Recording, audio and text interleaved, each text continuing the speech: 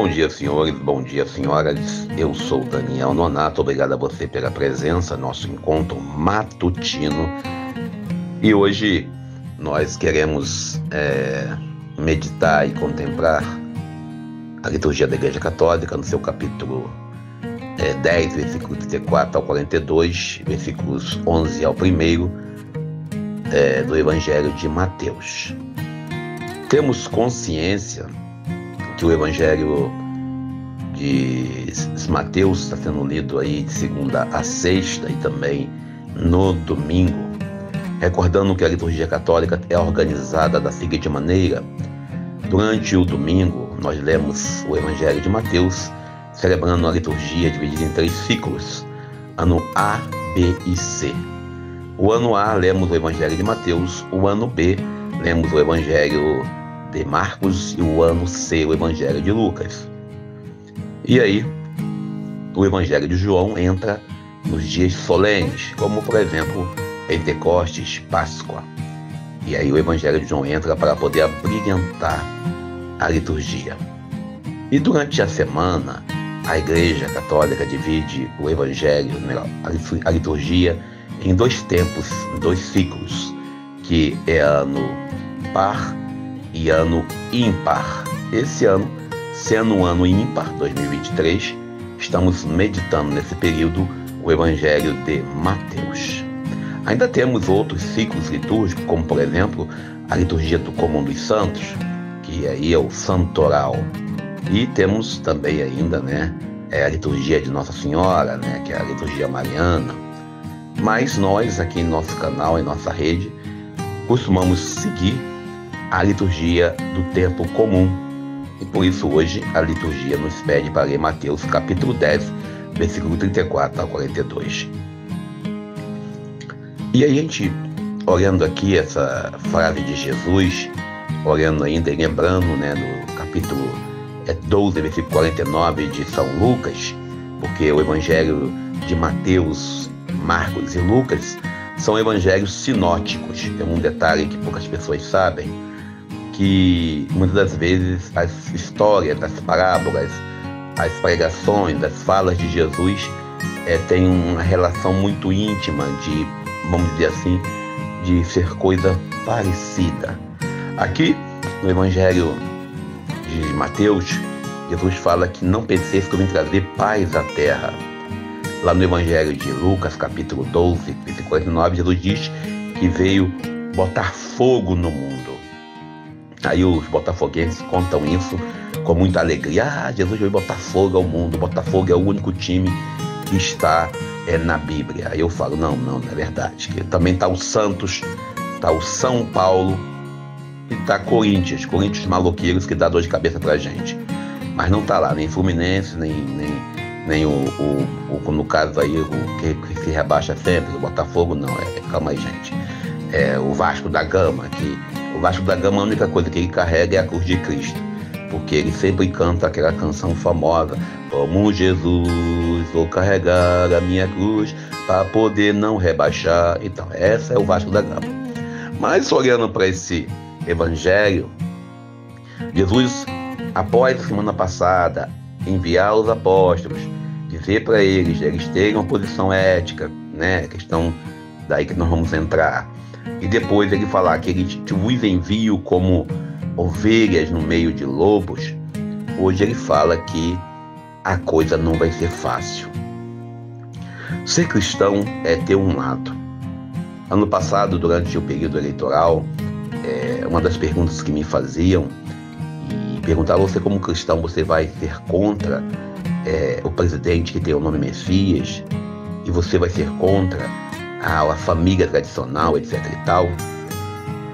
Não é ser contra ou ser a favor. O cristianismo, a fé, a igreja, nos aponta não o lado em que se faz discursos bonitos ou oratórias, mesmo que não tenha essa oratória, ou que tenha propostas de casca, ou seja, somente por fora. Somente por fora é o sepulcro caiado, uma beleza. Mas sim dentro daquilo que promove a justiça. O Evangelho de hoje Jesus traz para nós uma proposta onde diz, olha, não queira tomar para si obrigações, relativizar a sua fé. Aquilo que Bento XVI dizia. A igreja, o cristão, a pessoa, não pode querer entrar na realidade do mundo para fazer média. Por isso ele deixa bem claro, quem não toma a sua cruz para me seguir, não é digno de mim. Nesse tempos de pós-verdade, nesse tempo onde o evangelho é colocado em terceiro, quarto, quinto ou último plano, onde você vê grupos religiosos relativizando tudo, onde tem igreja para todos os gostos, sabores e tamanhos, onde tem pastoral que procura seguir o modismo, o evangelho de hoje nos fala sobre a importância da fidelidade. Não adianta você que é cristão querer ficar bem com aqueles que estão errados. É isso que Jesus diz dizendo. Você que é cristão querer fazer média. Também não quer dizer que agora vamos partir para o conflito armado como a proposta medieval. Não adianta a gente querer entrar no evangelho apenas para dizer que eu sou cristão. Ou você vive de verdade aquilo que você reza no domingo, aquilo que você reza pela manhã na sua casa ou pela noite ao se deitar, ou você é apenas mais um fariseu hipócrita. Jesus, aqui ele apresenta algumas condições únicas.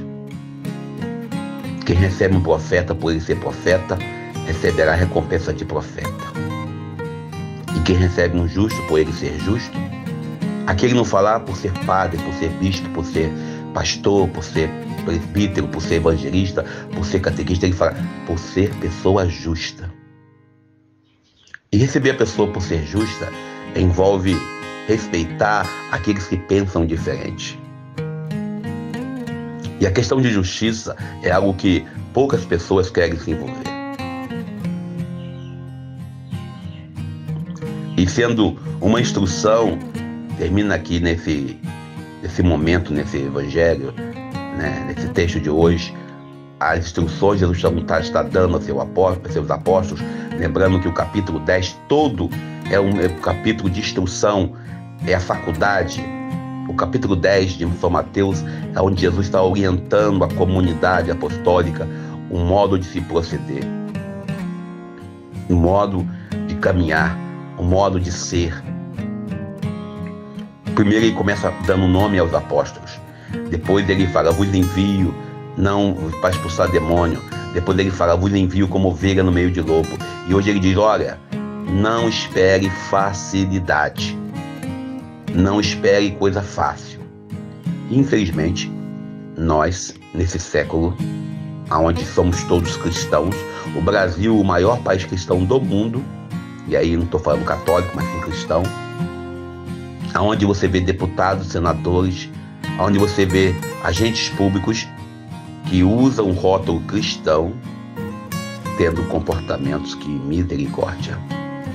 Não quero nem comentar aqui para depois não me acusarem que só falo de política. E aí não interessa se é de esquerda ou de direita, se é de centro, se é de lado, se é de banda, se é de cima, se é de baixo. O que nos interessa é reconhecer que, infelizmente, nós, como cristãos nesse país chamado Brasil, passamos vergonha, humilhamos as pessoas, respeitamos os outros, não recebemos o justo como deve se receber com justiça. Não reconhecemos os profetas desse século. E aí, a gente olha para isso tudo e pergunta, Senhor, como podemos fazê-lo? Sem muito show, sem muito palco, apenas vivendo a simplicidade do dia a dia.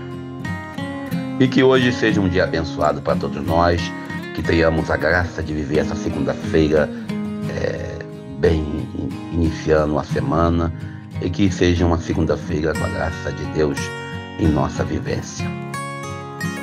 Lembrando que se faz necessário viver o dia a dia com fidelidade. Eu sou Daniel Nonato. Feliz amanhecer.